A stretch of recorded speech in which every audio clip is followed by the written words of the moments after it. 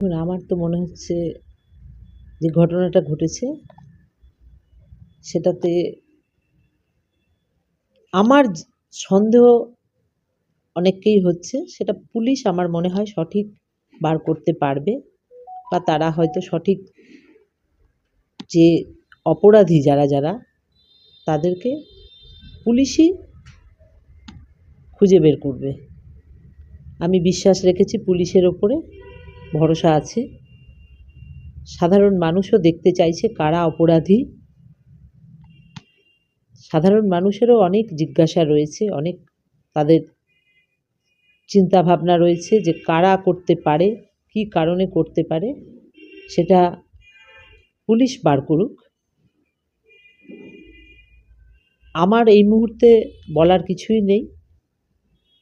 আজকে আমার কাজ আছে সবাইকে নিয়ে, আমি সেই কাজের কথাই চিন্তা করছি। কিন্তু সাথে সাথে আপনারাও আসছেন, আপনাদের কাছ থেকেই আমি জানতে পারলাম যে এরকম দুজনকে অ্যারেস্ট করেছে।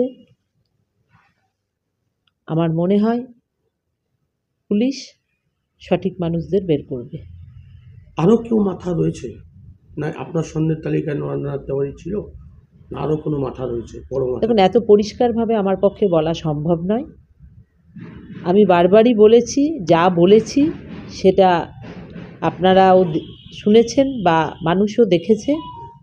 আমি আবারও বলছি, আমি পুলিশের উপরে ভরসা রেখেছি।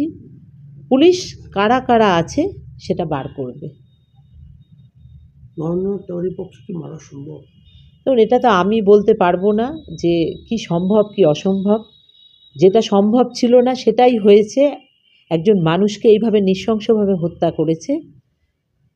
কতখানি নৃশংসতা মানুষের মধ্যে থাকতে পারে যে এই ঘটনা ঘটিয়েছে, এটা সময় বলবে, আর বাকি তদন্ত করে উঠে আসবে।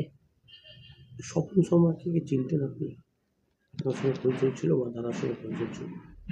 দেখুন, একটা মানুষ যে মালদায় এতদিন ধরে আছে, আমরাও বিভিন্ন পদে রয়েছি, আমাদের সাথে কম বেশি সৌজন্যমূলক আলাপচারিতা সবার সাথেই রয়েছে। আমি ওনাকে চিনতাম।